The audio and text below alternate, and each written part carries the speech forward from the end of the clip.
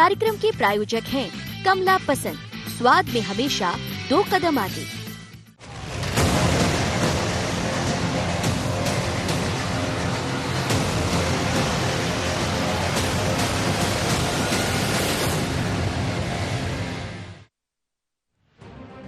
सियासत में गलती पूरे चुनाव की दशा और दिशा बदल सकती है। विरोधियों को घेरते घेरते कब खुद सियासी चाल में उलझ जाएं, इसका जीता जागता उदाहरण मध्य प्रदेश के इस उपचुनाव में देखने को मिला। कमलनाथ ने कभी सपने में भी नहीं सोचा होगा कि बिना नाम लिए गए टिप्पणी उन पर इतनी भारी पड़ जाएगी। देश भर में कमलनाथ की टिप्पणी का भारी विरोध हुआ। कांग्रेस जिस कप्तान की अगुवाई में उपचुनाव लड़ रही है, उसके बयान से कांग्रेस के पूर्व अध्यक्ष राहुल गांधी ने भी किनारा कर लिया। Kamalnath ji is from my party, but I don't like personally the type of language that Kamalnath ji has used, and I don't appreciate it. I think it's unfortunate. विपक्षियों के विरोध और अपनों के किनारा करने के बावजूद भी कमलनाथ अपने बयान पर अड़े हुए हैं। राहुल जी की राय है और उनको जो समझाया गया कि किस संदर्भ में मैंने ये कहा था, मैंने तो साफ कर दिया मैं किस संदर्भ में कहा था। इसमें और कहने की आवश्यकता नहीं है। मैं क्यों माफी मांगूंगा, मैंने तो कह दिया कि मेरा लक्ष्य नहीं था किसी से किसी का अपमानित करना। अगर कोई अपमानित इससे एहसास करता है तो मुझे खेद है, ये तो कल मैंने कह दिया। आइटम पर राहुल गांधी की असहमति से भाजपा को और बल मिल गया। उसने मामले को पार्टी की लड़ाई से जोड़ने में देर नहीं की और कमलनाथ के बहाने पूरी कांग्रेस को ही घेर दिया। उनके नेता कह रहे हैं उन्होंने गलती की, वो गलती स्वीकार नहीं है। और ये आज भी अकड़ के दम्भ और अहंकार से भरे व्यक्ति सारी निर्लज्जता की सीमा तोड़ रहे हैं और कह रहे हैं कि मैं माफी नहीं मांगूंगा। ये कैसा नेता है? मुझे तो आश्चर्य है कि कांग्रेस ने अब तक अध्यक्ष को बना रखा। लोगों के झगड़े अब खुल के सामने आ रहे हैं। पहले राहुल गांधी का 10 दिन में 2 लाख कर्जा माफी का बात नहीं मानी। अभी वचन पत्र में उनका फोटो ही नहीं छापाया, फिर भूल सुधार करनी पड़ी। अब कमलनाथ जी हाईकमान की बात भी नहीं मान रहे। और जिस व्यक्ति पर हाईकमान का भरोसा नहीं हो और जो व्यक्ति हाईकमान की बात नहीं मानता हो, उसका आप हश्र समझ लो क्या होने वाला है। फिलहाल सत्ता वापसी के लिए जद्दोजहद करते कांग्रेस के कप्तान अलग थलग दिख रहे हैं और भाजपा के वार झेल रहे हैं। पीछे हटने को तैयार नहीं है। बावजूद इसके देखना होगा कि क्या भाजपा के सियासी चक्रव्यूह में कमलनाथ उलझ के रह जाएंगे या अपने साथ साथ कांग्रेस का भी बेड़ा पार लगा पाएंगे।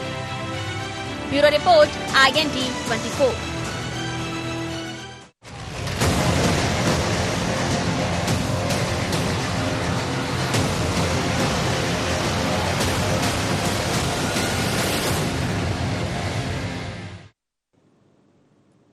नमस्कार, IND एजेंडा में आपका स्वागत है। मैं हूं आपके साथ नाज़नीन नकवी।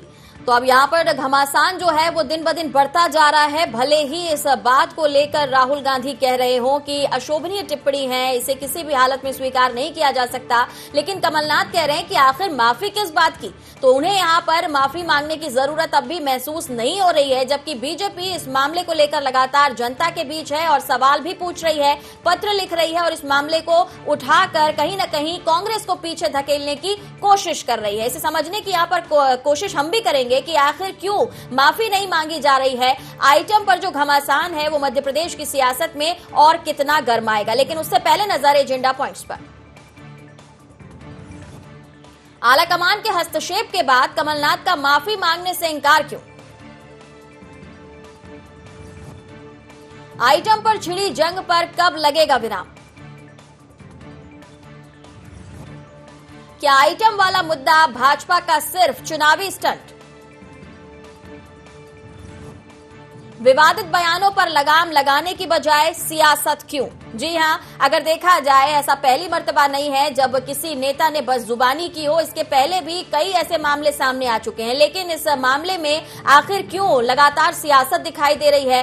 क्यों बार बार एक दूसरे को निशाने पर लिया जा रहा है? ऐसे मामलों पर रोक लगे, इसके लिए क्यों नहीं जो राजनीतिक दल हैं, उनके जो शीर्ष नेता हैं, वो संज्ञान लेते हैं? क्यों नहीं ऐसी नजीर पेश की जाती है जिससे जनता को ऐसी बदजुबानी सुनने को ना मिले? और सबसे अहम सवाल कि आखिर चुनाव के वक्त ही इस तरह के मामले सबसे ज्यादा क्यों गरमाते हैं? क्या वाकई ये सिर्फ लाइमलाइट में रहने का जरिया है, सुर्खियां बटोरने का माध्यम है? इसे समझने की कोशिश करते हैं। मेहमानों से परिचय कराते हैं। सुमित ओरछा जी हमारे साथ जुड़ रहे हैं, बीजेपी का पक्ष रखेंगे।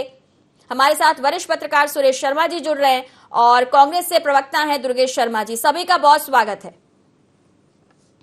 दुर्गेश जी, पहला सवाल आपसे। राहुल गांधी जी कह रहे हैं कि इस तरह की भाषा वो पसंद नहीं करते, लेकिन कमलनाथ जी कह रहे हैं कि माफी मांगने की जरूरत नहीं लगती। नाजनीन जी, कमलनाथ जी ने स्पष्ट कर दिया है कि किसी को बुराई यदि है तो मैं खेद व्यक्त करता हूं। खेद व्यक्त कर दिया। माफी और ये शब्द जो भारतीय जनता पार्टी इस पर खेलना चाह रही है वो समझते परे।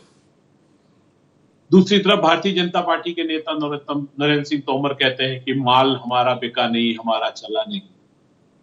इनके विधायक प्रत्याशी साहू लाल जी अपने समक्ष चुनाव लड़ रहे प्रत्याशी की पत्नी के ऊपर वो शब्दों का उपयोग करते हैं जिसको यहां पर बोलना मुझे उचित नहीं लग रहा।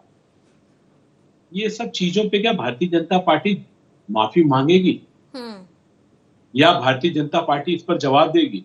और अभी नरोत्तम मिश्रा जी कह रहे हैं कि क्या हश्र होने वाला है। अरे भैया, आपने पूरा षड्यंत्र रचा, आप षड्यंत्र में सफल भी हुए, सरकार भी बना गए।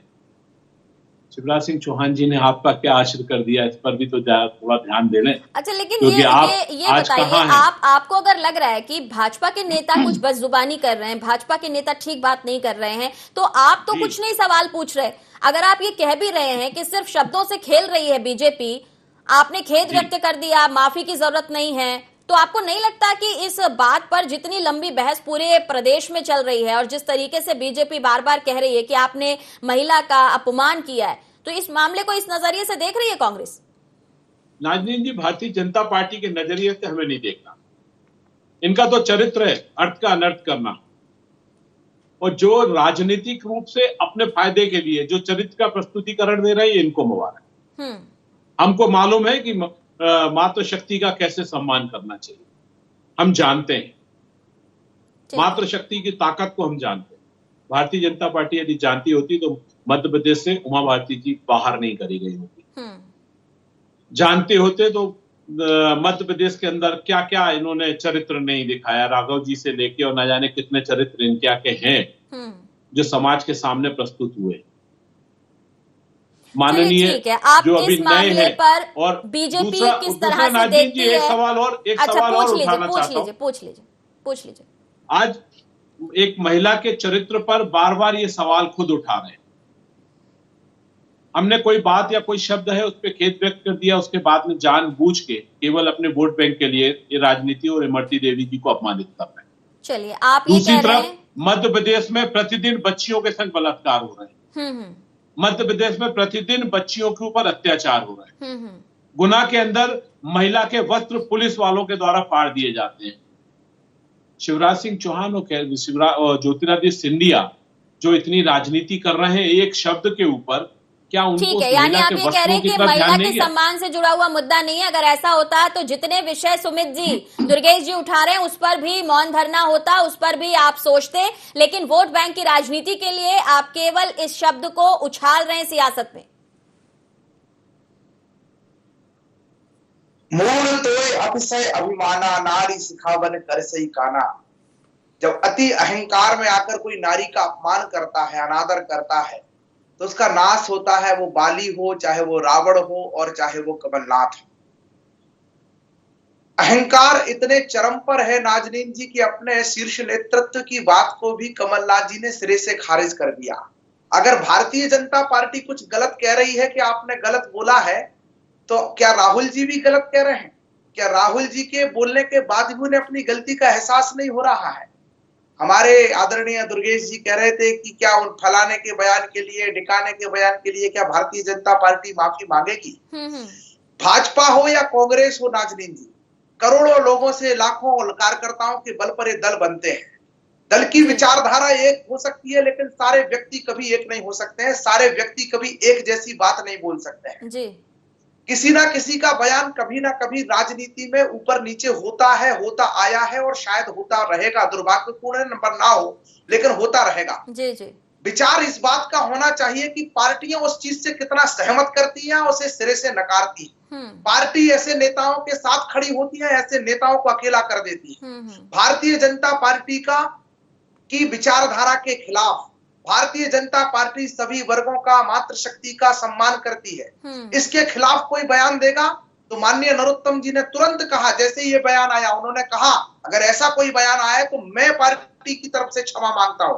मैं नरोत्तम, आपने कहा कि भारतीय जनता पार्टी क्षमा मांगेगी, मैं आपको उत्तर दे रहा हूं। नरोत्तम जी का बयान सुन लीजिए, उन्होंने तत्काल स्वयं क्षमा मांग लिया है। तो हमारे गृह मंत्री भी वरिष्ठतम नेता। सुन लेते हैं, फिर आपके पास लौटेंगे। सवाल आप ही से होगा उनका। जी बोलिए दुर्गेश जी।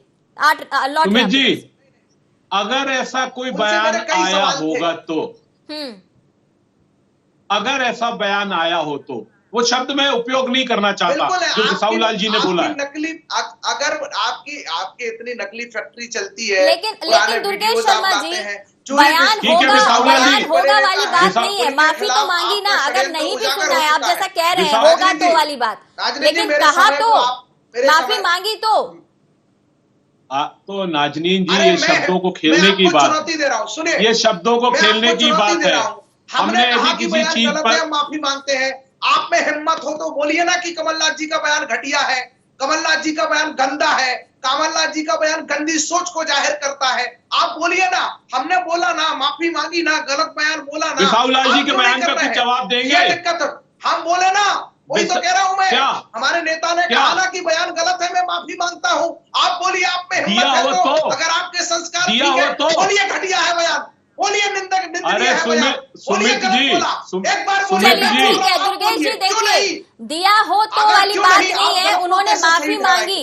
अभी अगर नाजनीन जी नहीं मांगी, माफी मांगी सर, सबने चलाया, हमने खुद चलाया उस स्टेटमेंट को, हमने भी चलाया, हमने भी चलाया। सर देखिए, शब्दों से खेलने की बात हो या जो भी कुछ हो, लेकिन यहाँ पर सवाल आपके ऊपर उठ रहे हैं, आपकी पार्टी के ऊपर उठ रहे हैं, और अब तो ये भी हो रहा है कि आपके अंदर खानों में खटपट जो जिसकी बात बार बार सामने आती है, एक बार फिर आ गई। इस पर आप कुछ कहना चाहेंगे? कोई अंदर खाने में खटपट ना है, ना थी, ना होगी।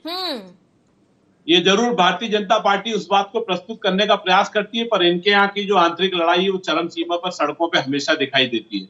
मैंने आप पहले ही बोला, नरोत्तम मिश्रा जी ने षड्यंत्र करके सरकार में मुख्यमंत्री बनने के लिए मध्य प्रदेश की सरकार पलटी और आज वे गायब है।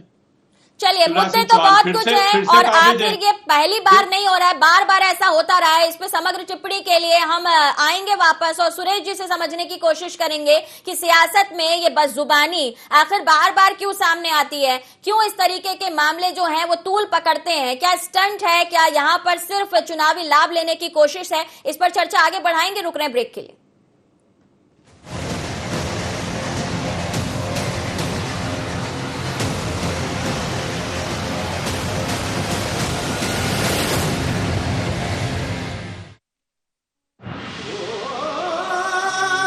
कोई खास है, कोई बात है,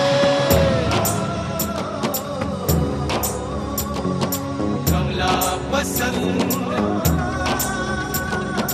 जीते दुनिया हर बाजी जीते, हर अदा में शाही अंदाज है। कमला पसंद पान मसाला, शाही स्वाद, शाही अंदाज, स्वाद में हमेशा 2 कदम आगे।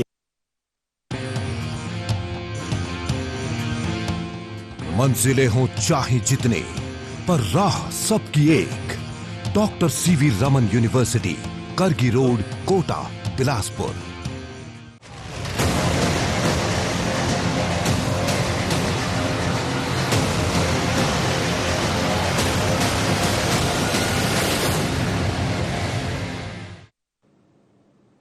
ब्रेक के बाद बाद एक बार फिर से स्वागत है। सभी मेहमान हमारे साथ जुड़े हुए हैं। सीधा रुख करेंगे हमारे मेहमान सुरेश शर्मा जी की तरफ। सुरेश जी, आपने वैसे तो यहाँ पर हमारे दो मेहमान हैं उनको सुन ही लिया है, कांग्रेस और बीजेपी से क्या राय यहाँ पर दी जा रही है, लेकिन अगर हम पूरे चुनाव पर और ऐसे बयानों पर नजर डालें तो क्या लगता है आपको कि क्यों जनप्रतिनिधि नेता इस तरह की बदजुबानी करने पर आतुर हैं? देखिए नाजनीन जी, राजनीति में जो ये उदंडता दिखाई दे रही है, इसका सबसे बड़ा कारण ये है कि नेताओं के बयान के बाद उन पर कोई कार्रवाई नहीं होती, केवल राजनीति होती है। यदि नेताओं के बयान पर और लोगों के बयान होंगे, अन्य संस्थाओं के, तो उनके ऊपर कार्रवाई होती है।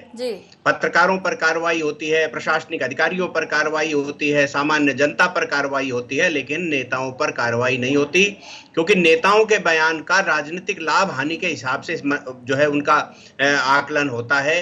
सब पीछे पड़ जाते हैं कि हमको कितना लाभ मिले, हम कितना नुकसान बचाएं, लेकिन उनके ऊपर कार्रवाई नहीं होती। यदि कमलनाथ जी पर हरिजन एक्ट के तहत, अनुसूचित जाति जनजाति एक्ट के तहत कार्रवाई हो जाए तो सब बाकी नेताओं की जबान बंद हो जाएगी।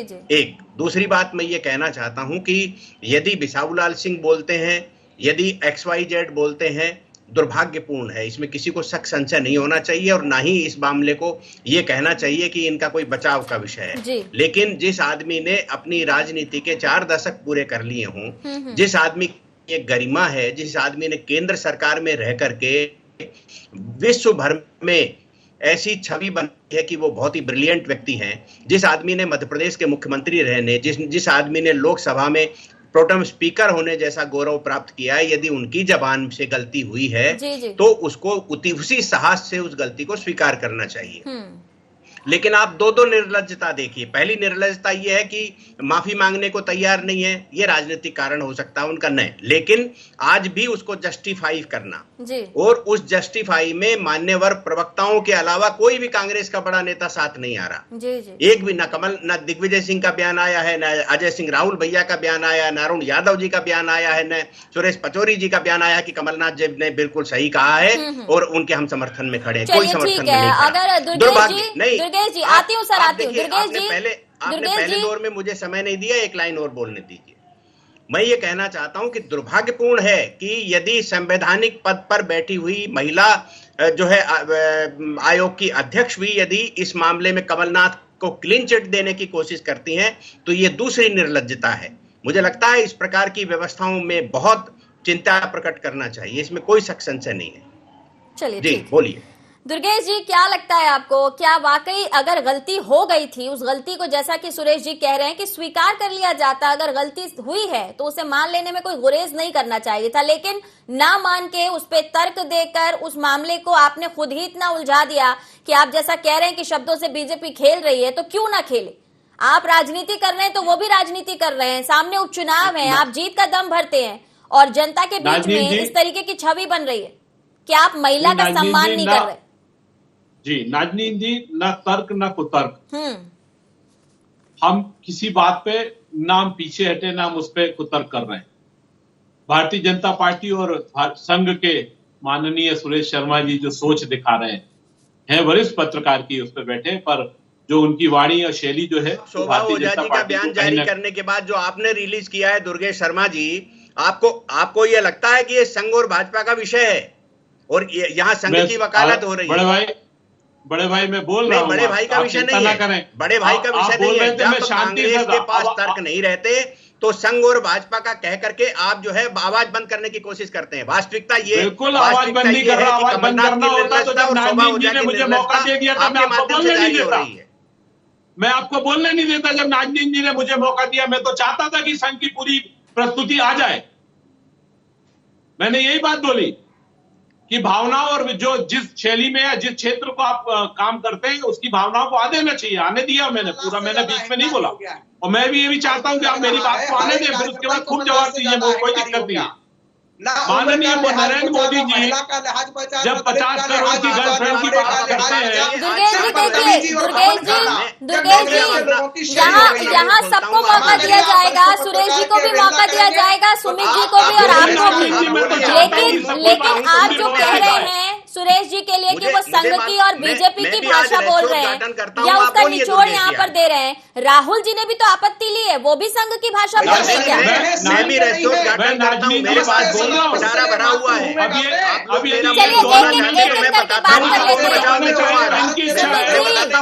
सुमित जी आएंगे आपके पास, रुक जाइए थोड़ा। आप अब ऐसे तो चर्चा में कुछ सुनाई नहीं देगा। आप अपनी बात रखना चाहते हैं, एक एक करके बोलिए ताकि चर्चा सार्थक हो। दुर्गेश जी, जब माननीय सुरेश जी ने समय मांगा था, मैं इसीलिए शांत रहा था कि मैं चाहता था कि जो संघ की सोच है वो भी आ जाना चाहिए, और भारतीय जनता पार्टी की सोच मैं पहले सुन चुका था। और राहुल जी की सोच मैं जवाब चाहता हूँ, में डालेंगे? मैं उस पर जवाब दे चुका हूँ, मैं जवाब चाहता हूँ दोनों से। जब मोदी जी ने 50 करोड़ की गर्लफ्रेंड का शब्दों का प्रयोग किया था, तब संघ और भाजपा कहां था? जब किरण रिजिजू जी ने रेणुका चौधरी जी को सदन के अंदर सुपर्णखा से बोला था, तब कौन सा समाज, कौन सा दल और कौन सी जाति और किस पर क्या कार्रवाई होना चाहिए? सुरेश शर्मा जी, आप आदरणीय बड़े भाई, इस पे बता दीजिए। नरेश अग्रवाल जी ने जब जया बच्चन जी के लिए बोला कि नाचने वाली, तब आप लोगों को आत्मग्लानि नहीं हुई? और मैं फिर पूछूंगा कि जब एक दलित महिला के वस्त्र मध्य प्रदेश में पुलिस वालों ने फाड़ दिए, तो क्या गृह मंत्री महोदय और माननीय मुख्यमंत्री महोदय को समाज के सामने माफी नहीं मांगना चाहिए था? ठीक है, सुमित जी से जवाब ले लेती हूं सर, नहीं तो जवाब नहीं आ पाएंगे, सवाल काफी है आपके। लेकिन तब आप भी कहा थे, ये भी एक सवाल जोड़ लेते हैं इसमें कि तब कांग्रेस कहां थी, ये भी एक सवाल जोड़ लेते हैं। सुमित जी जवाब दीजिए। कांग्रेस निकृष्टता पे नहीं रहती। कांग्रेस अपनी बात को जो सैद्धांतिक तरीका है, जो सकारात्मकता है, उसके साथ में रखती है, उसके ज्यादा नहीं करती। जिस तरीके से निकृष्टता पे संघ और भाजपा उतरती है, वो हमारे चरित्र में नहीं है और हम इससे दूर रहना चाहते हैं। सुरेश जी बोलिए। नाजनीन जी, मैं नियमित रूप से एक कॉलम लिखता हूं लीक से हटकर, और मुझे मालूम है कि दुर्गेश जी उसको पढ़ते हैं, लेकिन दुर्गेश जी पढ़ने के बाद भी उस कॉलम को, क्योंकि मुझे अपनी खबरें अटैच करते हैं और मैं अपना कॉलम इनको अटैच करता हूं, और मेरे कॉलम में जिन्होंने जितने भी ये सवाल उठाए हैं, उस पर मैंने अपनी टिप्पणी लिखी है, और मैं किताब प्रकाशित कर रहा हूं, तब आपकी समझ में आ जाएगा कि मैंने क्या क्या लिखा है। मैं आपकी तरह एक पक्षीय बात नहीं करता। यदि मान लो कमलनाथ की अच्छाई थी तो मैंने अच्छाई लिखी है, कमलनाथ ने मध्य प्रदेश को तहस नहस किया तो मैंने तहस नहस लिखा है, जब कमलनाथ ने मध्य प्रदेश के अखबार के दफ्तर को जाकर के तोड़ा है तो मैंने कहा है। आपको सारी चीजें जानकारी है दुर्गेश जी, आपकी और हमारी बहुत चर्चा हुई है। मुझे ये भी मालूम है, मुझे ये भी मालूम है कि आयोग जैसे संवैधानिक पद पर बैठने वाले लोग राजनीति कर रहे हैं, तब आपकी जबान क्यों नहीं खुलती? कि बार-बार अलग-अलग दलों से अगर नेता ऐसा कह रहे हैं तो ये बदजुबानी बार-बार सामने क्यों आ रही है, बढ़ती क्यों जा रही है? इसे कमलनाथ जी पे ऐसे सेंट्रलाइज मत कीजिए। सुमित जी आपसे सवाल पूछे, दुर्गेश जी ने क्या जवाब देना चाहिए? अध्यक्ष का व्यवहारिक है, आप मुझसे सवाल पूछ रहे हैं, मैं तो आपसे सवाल पूछूंगा। कह रहे थे हमारे आदरणीय दुर्गेश जी कह रहे थे, मुझे तो सवाल कांग्रेस निकृष्टता के स्तर पर नहीं जाती है। अरे दुर्गेश जी, अब तो निकृष्टता भी कांग्रेस के स्तर पर जाने से बचती है कि कहीं हम कांग्रेस पर स्तर पर चले जाएंगे तो हमारा क्या हो जाएगा। इसलिए अपने आप को अब किसी भी उपमा से आप लोग तुलना मत करिएगा।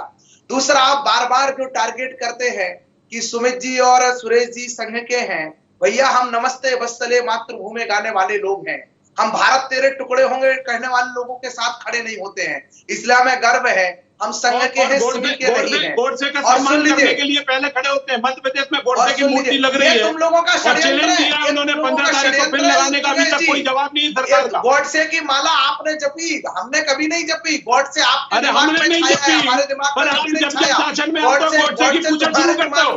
गांधी और गोडसे आज का विषय नहीं है, गोडसे की मूर्ति लगाने का गांधी और गोडसे आज का विषय नहीं है। आज के विषय पे बात कर लीजिए, क्यों नहीं करी? आज के विषय पे बोल लीजिए सुमित जी, आज के विषय पे बोल लीजिए। को जेल के अंदर डाला, आप झूठ इतना बोलते हो कि मुझे सफाई देने में शर्म आती है कांग्रेसियों। जिस किसी ने भी अभी ग्वालियर में गोडसे की मूर्ति लगाने का चैलेंज दिया है। अरे दुर्गेश जी, वो महिला जेल में रही है, आपको शर्म है कुछ? आप गोडसे की बात कर रहे हैं, अभी पहले अपना घर तो संभाल लीजिए। दुर्गेश जी आप अपना घर तो पहले अभी संभाल लीजिए। गोडसे की बात तो हर साल होती है, कोई नया नहीं है। मेरा घर सुरक्षित है और मैं भारत को सुरक्षित रखना चाहता हूँ। देश की लोकतांत्रिक व्यवस्था को जिस खंडित भारत करने को वालों उन्होंने को देश से बार बाहर बार करना चाहता बांटा, हूँ। राजनीतिक महत्वाकांक्षाओं देश के में जिस प्रथम भारत के आतंकवादी टुकड़े पर मोर्चे को टुकड़े देश किए भक्त हैं, बोलने ये वालों को सुरक्षित देश से बाहर रखेंगे। करना जो चाहता हूँ। भारत की जमीन को बंजर देश टुकड़ा को बचाने बोलते के थे, लिए, देश जमीन को बंजर टुकड़ा संयुक्त रूप बोलते से थे, रखने के लिए भारत अंतिम माता समय की तक युद्ध लड़ूंगा मुकुट को सोच जो के है साथ ताकत चलिए, इस देगी। लड़ाई में विचारधारा महिलाओं के को साथ सम्मान ये देने का कॉलम भी घोषणा का रखिएगा। सम्मान करते हैं। कांग्रेस को ये उस कॉलम भी महिलाओं रखना को चाहिए। सम्मान राजनीति में इस तरह के उनके मुद्दे खिलाफ सुनाई और करता हूं। दिखाई देते रहते हैं, लेकिन जरूरी ये हो जाता है कि जिन मुद्दों पे बात होनी चाहिए, कम से कम राजनीतिक दल या नेता उन पर भी बात करें। जनता की उम्मीदों पर खरे उतरने के वादे करने वाले नेता आखिर कब जनता को इंसाफ दिला पाएंगे? फिलहाल मध्य प्रदेश के उपचुनावों से बेरोजगारी, युवा, किसान, ये सारे मुद्दे गायब हो चुके हैं, गौड़ हो चुके हैं, लेकिन महिला सम्मान को लेकर भी जो बहस दिखाई या सुनाई दे रही है, उसमें भी विवाद दिख रहा है, उसमें भी पुराने मुद्दों को तूल दिया जा रहा है। सवाल यह है कि महिला के सम्मान के लिए खड़े होने की बात करने वाली पार्टियां क्या वाकई महिलाओं को सम्मान देंगी? क्या भविष्य में ऐसा दिखाई देगा, या फिर उपचुनाव के परिणाम तय कर देंगे कि जनता क्या चाहती है? फिलहाल IND एजेंडा में इतना ही। दीजिए इजाजत, नमस्कार।